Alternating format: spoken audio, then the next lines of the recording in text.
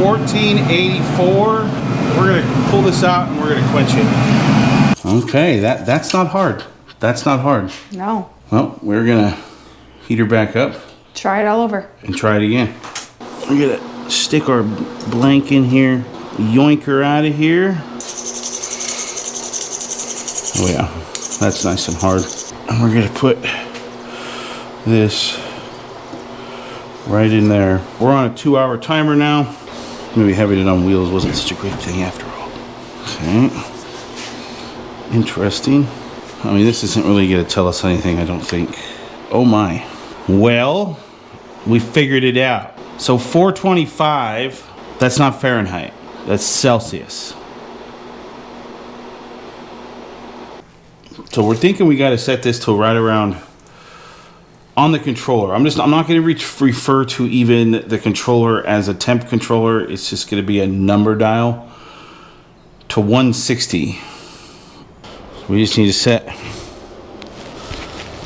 Wilma to 1500 and let her heat up. And Bam Bam is doing what Bam Bam's doing. So once this heats back up to 1500 degrees, we're gonna go and start a 15-minute timer on it.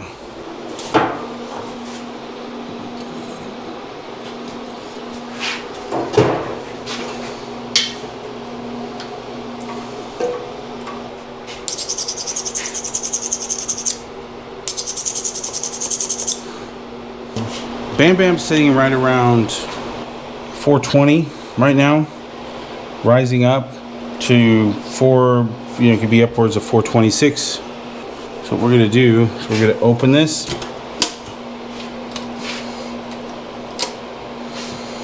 We're gonna put this right there. Close it back down. It's gonna cycle through. Don't worry about what the numbers freaking say. The numbers are absolutely bonkers wrong. We're gonna set it for 2 hours, and then we're just gonna go from there. And we'll see if Bam Bam can freaking temper. If Bam Bam can't temper, we're gonna have to get a new controller. Then we might go Bam Bam on it. Let's just check this before we take it out here. So that's sitting at 419. We're just gonna pull this out.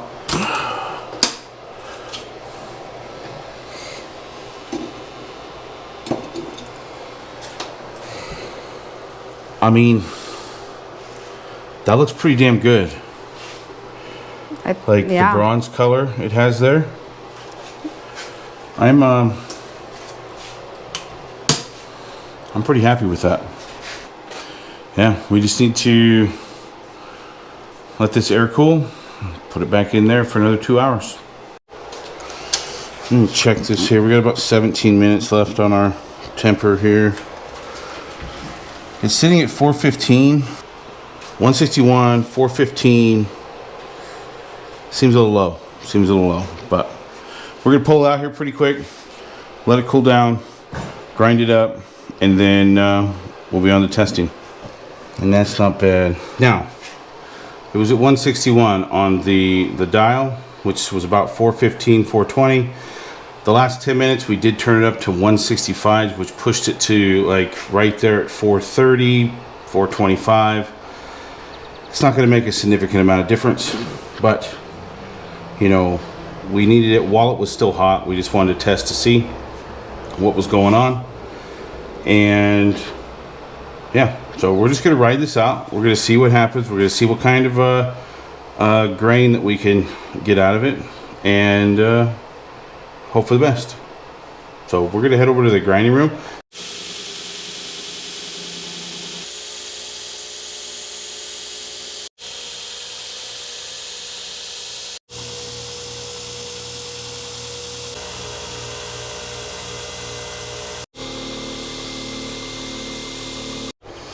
Alright, now that we have an edge on this, we're going to strop this a little bit.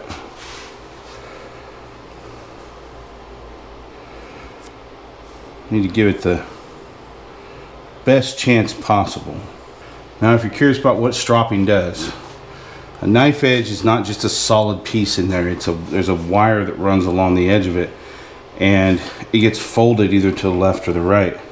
And by stropping it, you pull that wire back. Now, eventually that wire gets too thin, can break off, and all you do, you don't need to sharpen it again. You just need to hone it with a honing rod, and then you strop it again. You should never need to really sharpen your blade unless you have nicks in it, and then that's just reworking the edge to the point to where you can just hone it and strop it to get it to work. Now, we're on to testing. Alright, first part of our test, as always, is going to be the edge retention test. We're going to start by cutting a piece of paper. Now, we're not going to do that, just kind of drag through. I'm going to use the force through, and then we're going to hit it in 3 places with a piece of antler, and then do the paper test again.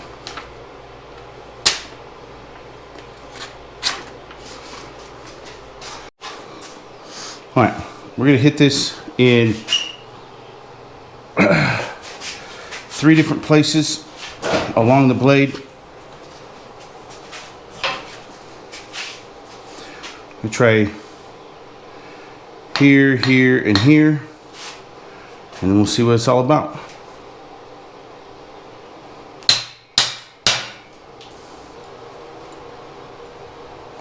All I'm doing is I'm just removing the residue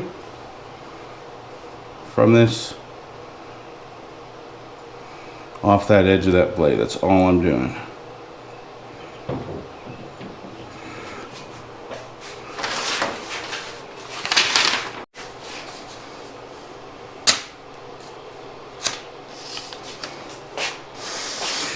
Okay, we're now going to hit this with a hammer. This is a side load impact test. We're going to go edge towards the wall, and we are just going to put the tip in.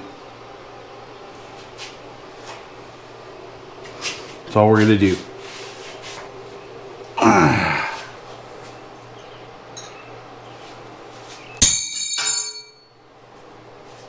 So after looking at the grain structure, I'm actually pretty happy with what I'm seeing here. The grain appears relatively fine and uniform. I'm not seeing any signs of excessive grain growth, and that tells me our austenitization process in Wilma was likely successful. The quench also appears to have done its job. We did form martensite, and we got the blade hard. And from everything we've seen so far, that part of the heat treatment worked. Where things started to go sideways was during the tempering process. When we originally ran this blade through Bam Bam, we had the controller set to 161. At the time, our measurements suggested we were right around that 420 to 430 degree range that we're looking for. But as we continued calibrating and testing this kiln, we've learned that wasn't actually the case. What appears to have happened is that Bam Bam had not completely stabilized yet. While we initially saw temperatures around 420 degrees, the kiln eventually settled closer to 410 to 415. And that's enough to temper the blade, but it leaves the steel harder and more brittle than we were aiming for.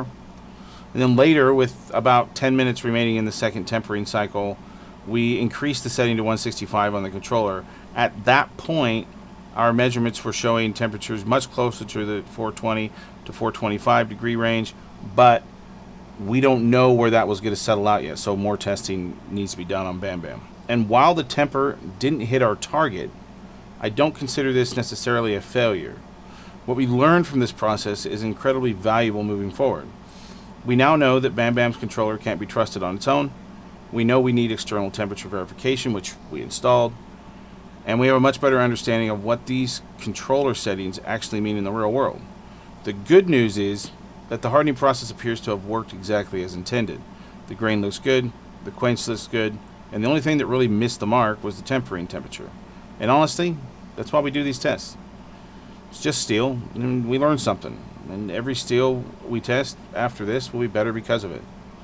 Now, I know I said we weren't going to do the bend test if this couldn't stand up the impact test, but we have a substantial amount of blade left here, and I'd really like to see what this looks like in slow motion under the snap test. So let's go snap this blade.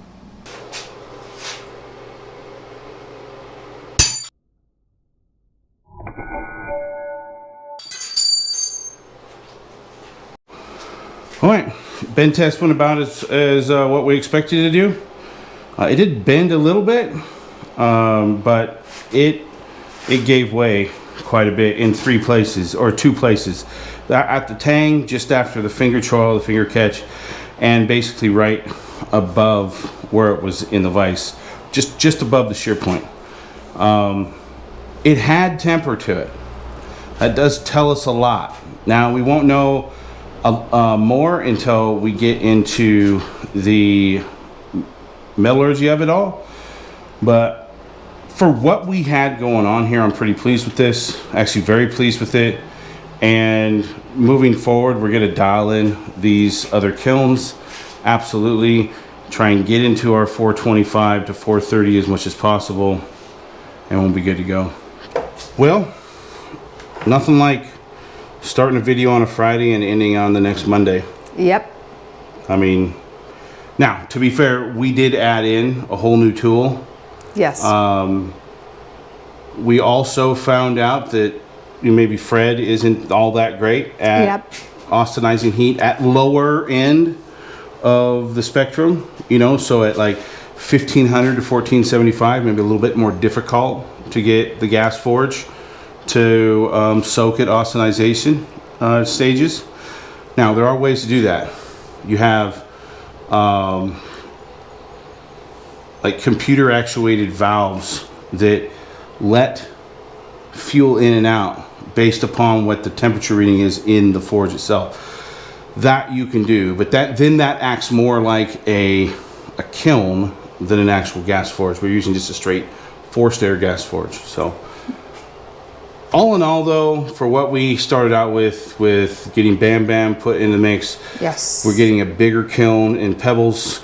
We're going to take everything we learned from Bam Bam and apply it to Pebbles. Pebbles is a much bigger kiln as well. Yes. This is a 6x5x6, and you wouldn't think it, but that's extra 2 inches matter a lot. Yeah, it does. You know, in this case, size does matter a lot. Big time. Yep, it's going to allow us to have much more accurate readings for one, I suspect, because of the bigger chamber, and because that one is 8 inches by 5 inches by 6, and we're still going to put our external thermocouple probe in the lid of it, so we can actually read Fahrenheit instead of wondering Celsius. if this is Celsius. It's not even Celsius on those anymore. No. That's just a number a guessing dial. game.